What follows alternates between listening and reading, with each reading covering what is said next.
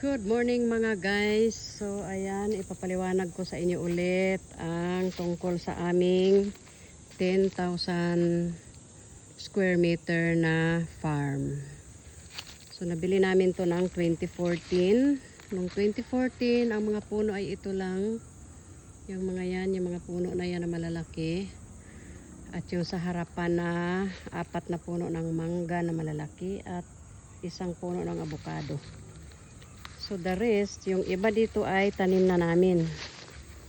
Kaya ngayon ay para na siyang kagubatan kasi kung ano-ano na yung pinagtatanim namin. So ito, kung makikita ninyo mga guys, ayan, mga mahogani yan. Parang binakod namin yan sa buong lote na 10,000 square meter. Ayan. Ganyan lang siya ka lalapit kasi bumili kami ng 500 seedlings na mahogani noong 2015 yata o 2016. So ayan siya, yan mga mahogani yan. Tapos ito naman mga nyog, mga ginaming tanim yan. Ayan, so iikot tayo. Ito yung kalagitnaan. So iikot ko kayo sa buong 10,000 square meter na nabili namin na 1 hektaryang lupa, kumbaga, dito sa Mariveles, Bataan. So ayan naman yung aming bahay ng mga pato, pabo at mga manok. So ayan, ito yung gilid ng lote. So ayan yung boundaries, kumbaga. Yung kabila ay iba na ang mayari. So ito yung boundary. Ayan, may bakod kami na barbed wire. Tapos dinublehan namin ng mga mahogani, puno ng mahogani. Tapos ito, katatanim lang din ito ni Habi at ni Andro noong 2021 ba o 2022. Itong mga nyog na to. Ayan. Bagong tanim lang yan ni Habi at ni Andro. So ito yung pagitan ng aming lote. So ayan. Nakapaikot siya na may barbed wire at mga mahogani. Ayan, puro mahogani. Yung dito sa likod na to ay may maliliit pa rin na puno ng mahogani, parang hindi siya lumaki. Pero dito sa baba na to, kung makikita ninyo mga guys, ayan, ang lalaki ng puno. Hindi pareho, may malalaki na napuno. Ayan ang ito. Ayan ang laki na, ayan, malaki. So mga mahogani yan lahat. Kasi 500 seedlings yung aming binili noong 2015 yata yun. Nagtanim kami ng mahogani sa palibot ng 1 hektaryang lupa. So ayan, ito mga puno ito ng kasoy. Ayan, mga puno yan ng kasoy. Bagong tanim na rin namin yan. Kasi yung dating puno dito na kasoy, yung malalaking puno, ito dati na yung puno na yan. Ayun yung puno sa likod na malalaki. Yan yung mga dating puno pagbili namin. Pero yung mga saging na yan ay tanim na namin yan. So ito yung babaybayin natin yung buong boundary ng aming 1 hektaryang lupa na nabili. So ayan, 3 kumpol na kawayan yan. Kasama pa yan, nasa loob pa yan ng aming lote. Kasi hanggang doon sa likod ng kawayan ay nakabakod pa rin yan ng barbed wire. Ayan. So dahil maraming hinog ang bayabas, mayabas muna tayo. Ang dami oh. Ang dami. Paborito pa naman ng baboy ito. Mamaya babalik nga ako para kunin yung mga laglag sa lupa. Dami mga guys. Ang dami bunga. Ang tamis pa naman itong bayabas ito. Mamaya babalik ako. So ayan.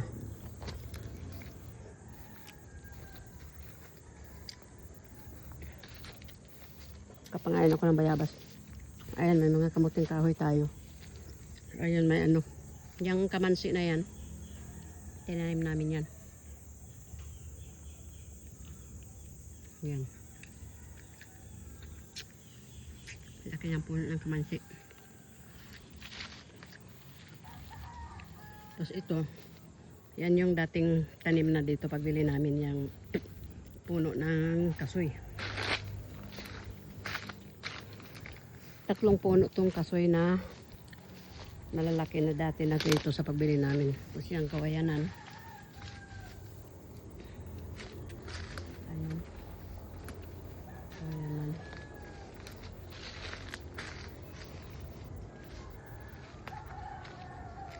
Ayan, kawayanan yan. Tapos yung malaking puno ng kasoy. Kaya pag namunga yung mga kasoy dito, ang dami. Ang daming bunga. Ano na, katatapos lang mamunga ng kasoy. Ayan. So, ito, kasagingan. Ayan. Maraming bunga ang saging. Ayan, ito malapit na, oh. So, ayan. Hanggang dun sa baba. Ay, marami pala. Ilang puno pala ito ng kasoy? 2, 3, 4. 4 na lang. 3, 4. Okay. Ayan. Ayan, dun sa likod. Sa likod ng kawayan na yan. Nandun pa ang boundary ng aming lupa na 1 hektarya. Tapos ito, ayan, puro mahogani pa rin yan. Diretso hanggang dito. Hanggang dun, puro mahogani yan. May malalaki na ang puno. Ito, ang laki na ng puno nito, oh. Ba't yung iba maliliit pa? Ayan. Tapos, ayun, hanggang dun. Tapos, ito naman yung aming, ano dito, dragon fruit. Ayan, yung mga dragon fruit. Ang daming bunga, oh. Ang daming bulaklak siya ngayon na inulan. Ayan, marami akong tubo dyan. Tapos, ito, hala, nabali na yung dinulasin na saging. Bakit? Nabigatan na masyado sa bunga. Hindi pa siya masyadong ready kasi, ano pa eh. May mga pusod pa. So, ito yung dami na namang hinog. Kinuha ko pa ito ng 1 araw mga hinog nito. Itong aming binili na grafted na duhat. Maliit lang siya. Tapos ito yung kaffir lime. Kaffir lime, kaffir lime, mga ganyan. Ayan. Tapos, ito yung siniguilas na sanga. Sanga ng siniguilas to na, ayan, laki na, oh. Sanga lang yan. 4 na sanga yan yung dinala ko galing sa Masbate. Ayan. Sanga lang yung mga siniguilas na yan. Ayan yung puno. Ayan. Pero namatay yung isa dito. 4 yan eh. Kaya 3 na lang ngayon. Namatay na yung isa. So balik muna tayo dito sa gitna. Bago tayo magpatuloy doon sa mga boundary. So dito, ang tanim namin ay ito mga dragon fruit at ayan may pumilo. 2 beses na namunga tong pumilo na to. Ayan may mga bulaklak na naman siya, oh. Namulaklak na naman siya. Kailangan na naman ng, ayan, daming bulaklak. Kailangan naman ng fertilizer. Pamimili na naman kami ng fertilizer nito. Tapos ito, 1 year pa lang namin natanim to. Ito, mabulo. Mabulo yan.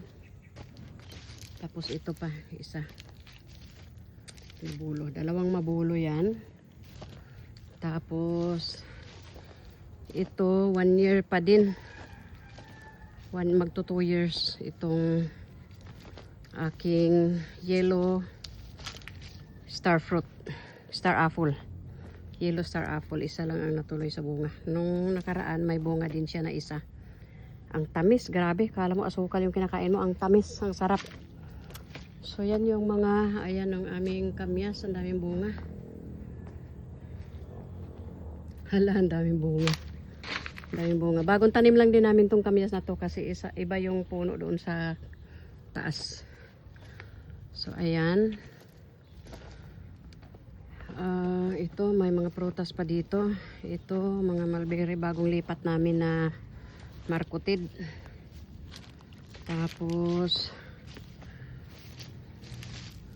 ayan yung bahay ng baboy. Ito prutas din to. Nakalimutan ko na anong pangalan ng prutas na itong binili ko. Ang kasabayan yan ay, ayan, dalawa yan. Ayaw ko bakit hindi na sila lumaki. Maliit pa rin. Tapos ito yung guapol. Ayan yung violet kong gabi. Guapol. Ito guapol. Malunggay. Tapos ito yung, bakit na bali ang mga saging? Mahangin, hindi naman mahangin ah. Tapos ito yung giant mango na binili ko sa Sambales ng prutas. Kinain ko yung mangga. Tapos yung buto, tinanim ko. Ayan. Ganyan na siya kalaki. Taas na. 5 years ago. So 5 years na yan siya. Malapit-lapit na yun ang munga. Bakit na nga bali ang mga saging? Ang nangyari? Nabigatan ba masyado? Ito medyo magulang na. Malapit na yan. Tapos ang aking lemon. Ayan, may bunga ang aking lemon. Tapos ang aking Brazilian grapes. Ayan. Hindi pa namunga. Kasabay ito ng dalawang prutas. Mabulo, guapol, at saka yung yellow kayumito. Ayan, dalawa itong aking Brazilian grapes. Hindi pa namunga ang Brazilian grapes. Ang yellow star apple ay namunga na. Tapos itong aking balimbing mga guys, tingnan nyo naman ang daming bunga. Ano ba yung bunga? Madaming bulaklak. Ayan. Tapos may tubuhan ako dyan. Ayan ang daming tubo. Tapos ayan ang aking mga flowers. Isa pang lemon, ang daming bulaklak. Ayan. Ayan yung bulaklak ng aking lemon. Ayan o. Bulaklak siya. Ang daming bulaklak. Ayan. Tapos ito yung aming mulberry. Hindi pa season ng mulberry. Hindi pa siya namumunga. Puro bulaklak pa lang. Ayan. Ayan o. Wala pa siyang bunga. Puro bulaklak pa lang. Kasi kakaulan lang. Kaya ayan. So, ito ang aming kakao. Madre cacao, ayan. Malapit na mahinog yung isang bunga. So marami kaming puno dito mga guys. Ayan pa yung isang saging, nabali din. Bakit mo nangabali baga? Tapos ang aming kalamansi ay puro bulaklak. Ayan, ang daming bulaklak mga guys. Puro bulaklak ang aming kalamansi. Namuti sila sa bulaklak. Ayan. Ang bango. Ang bango ng bulaklak. So ayan yung aking mga giant mango. Hindi pa nagbulaklak. Bakit kaya? So ang aking giant mango ay 3. Ang aking katimon mango ay 3 din. Tapos ito may star apple kami dito. Na hindi rin namulaklak. Ang laki na oh. Last year namunga tong isa. Yung isang puno ito hindi. Itong puno na to. Sana mulaklak siya ngayong year na to. Ito yung isang star apple na namunga last year. So, ayan ang laki niya. Sana mulaklak siya ulit ngayong year na to. Tapos ito naman yung aming tinanim na binili din namin ng seedlings to. Sampalok, tamarin, ayan, tamarin, ito tamarin, star apple, 2-3 star apple, guava, at ang aming miracle fruit. Ayan, ang daming bunga. All year around siya namumunga ang miracle fruit. Ang dami niya laging bunga. So ayan, ito ang aming mga pineapple. Harvesting ko na yung mga hinog mamaya. Ayan. So ilan ang bunga? 1, 2, 3. Ayun o yung isa o. Lapit na rin mahinog. Yellow na din.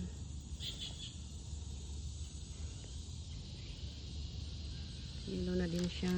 So 4, 5, 6, 7, 8, 9, 10, 11. So may 11 na pineapple. Tapos may dito 12. Yung iba na harvest na namin. 13 pinakamaliit. Ano na yun? Sobrang liit naman ito. Ba't humiwalay na sa ano? Humiwalay na sa ayan ang liit. 12. 13 na pineapple. Tapos ang guyabano. Ayan ang aming guyabano. So hanggang dito ayan. Ikot ulit tayo mga guys. So ayan naman ang aming fire tree. Dalawang puno ng tatlo. Ito fire tree to, malaki na to. Fire tree. So yung seedlings niyan, alam niyo ba mga guys? Pinagbubunot pa namin ang seedlings nito doon sa tabi ng sapa sa Maribeles Town noong 2016. So super laki na ng puno niya oh, mga guys oh. Taninim lang namin yan. Ayan, yan yung fire tree. Ayan, puro bulaklak siya. So, ito naman ang aming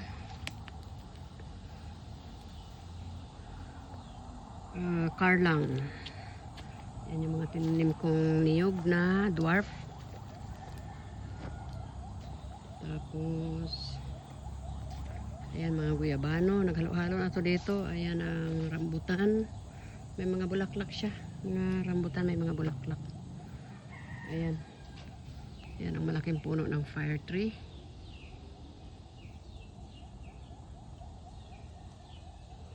Hanggang dun. Ito. Guyabano.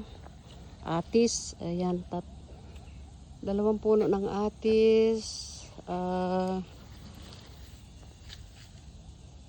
Ayan yung rambutan. Ito yung pomelo. Daming bulaklak. Kaya palang bango. Daming bulaklak ng pomelo. Ito, isang puno ng ano na naman. Katatanim ko lang to eh. Parang 2 years ago lang o 2 years ago pa lang tong fire tree na to na tinanim ko. Sabi ko kasi, ipapatrim ko yan para yung bulaklak na sa baba lang. So ayan, trinim ko na yan ng trinim kaya dumami yung sanga sa ibabaw kasi pinagpuputol ko na ang dulo niyan. So ayan yung ating pomelo, ang daming bulaklak. Tapos ang lime ay walang bulaklak. Ay, ang dami. So kailangan kong patayin tong sanga ng sanga ng tigaw-tigaw. Natakpan yung lime. Di na nakapamunga ng ayos. Natakpan ng tigaw-tigaw. Tapos ayan ang daming bunga ng santol na naman. Ayan mga guys. Tapos dito ay may mga chiko. Ayan ang mga chiko. Wala pa siyang bunga ngayon. Pero dati, walang tigil ang pamunga niyan. Ngayong year lang na to, sobrang init kasi. Ayan ang daming bulaklak ng aking lime. Super daming bulaklak ng lime. Tapos, ayan, may ano rin ako dito. Ayan, ano magtawag dyan? Gabon. Sa Bisaya. Ayan ang mga chiko. Tapos ito avocado, maraming bunga. Ayan, maliliit pa lang. First time niya mamunga. Ang kalamansi, ang daming bunga. Itong Indian mango, ang daming bunga. Ayan. So, ayan siya. Mga kalamansi.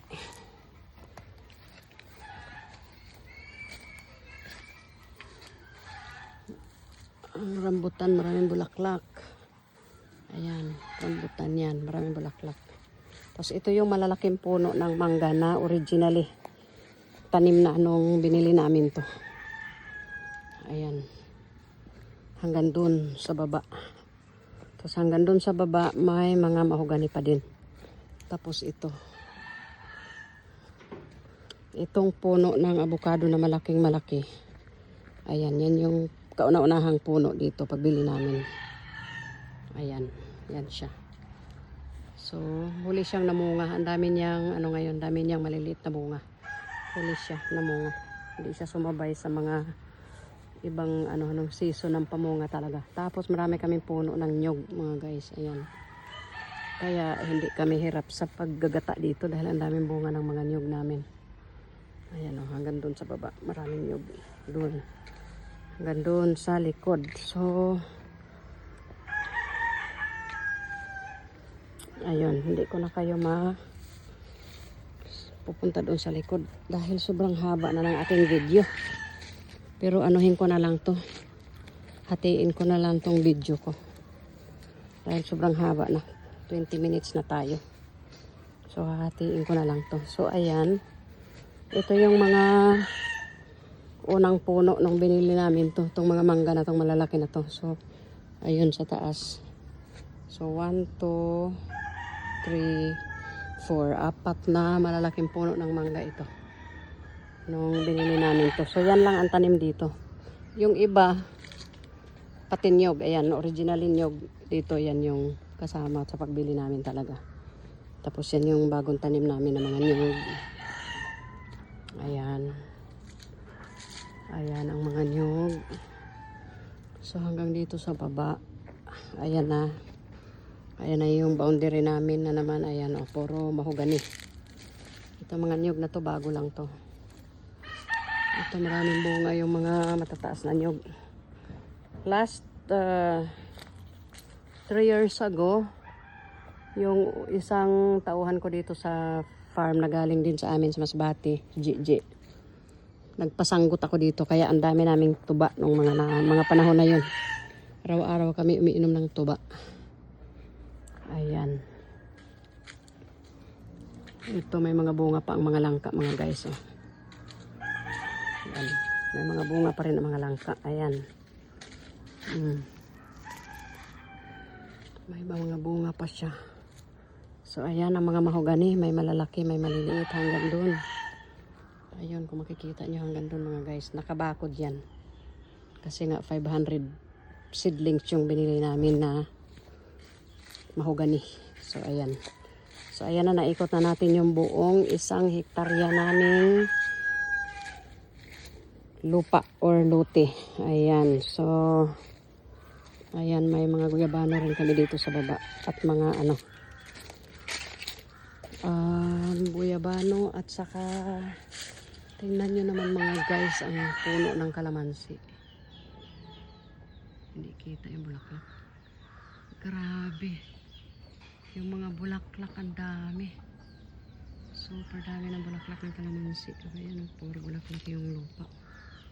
Ayan, 2 puno yan dyan. 2 punong guyabano. Ay, may malunggay. May malunggay pala. Ito ang malunggay mamaya. Tapos, ayan. May mga manok pa. Ayan ang aming mga manok dito sa labas. Tapos, ayan, mga kalamansi na matataas dito. Ang daming bulaklak.